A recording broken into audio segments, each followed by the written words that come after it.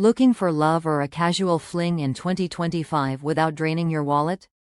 It's tough out there, with many dating apps locking essential features behind hefty paywalls. But what if we told you there are genuinely free dating apps that let you connect and chat without spending a dime? Get ready to discover the shocking truth about dating on a budget, and find links to these incredible apps in the description below. These aren't like those platforms that trick you with a free download only to demand payment to even see a match. We've uncovered the best options that truly work, giving you full functionality for zero cost. Number 1. Tinder remains the ultimate choice for quick connections and casual hookups, proving that you don't need a premium subscription to dive into the dating scene. Its extensive user base means endless possibilities, making it a top pick for finding fun. Number 2.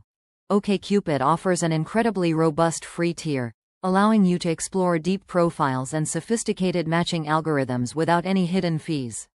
This app is perfect for those seeking more meaningful connections beyond just a swipe. Number 3. Hinge, famously designed to be deleted, provides a surprisingly rich free experience for finding regular meetups and building serious relationships. It focuses on thoughtful prompts, helping you showcase your personality for genuine compatibility. Number 4.